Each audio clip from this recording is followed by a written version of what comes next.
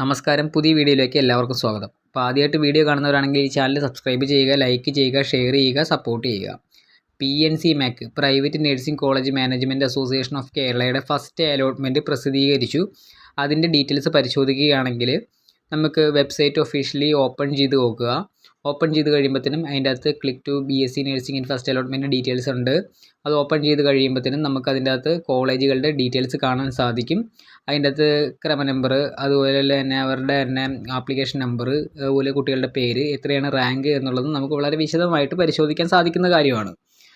PNC-MACൽ ഉൾപ്പെട്ട കോളേജുകൾ അതിൻ്റെ അലോട്ട് ചെയ്തേക്കുന്ന എത്ര സീറ്റിലേക്കാണ് ഫസ്റ്റ് അലോട്ട്മെൻറ്റ് പ്രസിദ്ധീകരിച്ചേക്കണത്, ഇനി ബാലൻസ് എത്ര സീറ്റ് ഉണ്ട്, ഇനി എത്ര അലോട്ട്മെൻറ്റ് ഉണ്ട് എന്ന് പരിശോധിച്ച് കഴിഞ്ഞാൽ കുട്ടികൾക്ക് കിട്ടുമോ ഇല്ലയോ എന്ന് അറിയാൻ സാധിക്കും. ഇൻടേക്ക് സീറ്റിൽ എത്ര കോളേജുകളിൽ എത്ര സീറ്റിലേക്ക് കുട്ടികളെ അലൗട്ട് ആയിട്ടുണ്ട് എന്ന് പരിശോധിക്കുക.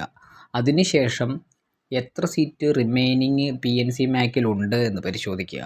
PNC റാങ്ക് ലിസ്റ്റിൽ എത്രയായിരുന്നു റാങ്ക് എന്നുള്ളതും പരിശോധിച്ച് കഴിയുമ്പോൾ കേരളത്തിലെ PNC-MAC നോക്കുന്ന വിദ്യാർത്ഥികൾക്ക് അഡ്മിഷൻ ലഭിക്കുമോ ഇല്ലയോ എന്നുള്ളത് കൃത്യമായിട്ടുള്ള ഒരു ജഡ്ജ്മെൻറ്റ് കിട്ടുന്നതാണ്. PNC-MACൽ ഫസ്റ്റ് അലോട്ട്മെൻറ്റിൽ ലഭിച്ച വിദ്യാർത്ഥികൾ 23-ാം തീയതി വൈകിട്ട് 5 മണിക്ക് മുൻപായിട്ട് ഫീസ് അടച്ച് ജോയിനിങ് ഫോർമാലിറ്റീസ് ചെയ്യേണ്ടതാണ്. PNC-MACനെ പറ്റി എന്തെങ്കിലും ഡീറ്റെയിൽസ് കൂടുതൽ അറിയാനും BSc നഴ്സിംഗ് അഡ്മിഷനെ പറ്റി കൂടുതൽ ഡീറ്റെയിൽസ് അറിയാനും താഴെ കാണുന്ന കോൺടാക്ട് നമ്പറിൽ കോൺടാക്ട് ചെയ്യുക. താങ്ക്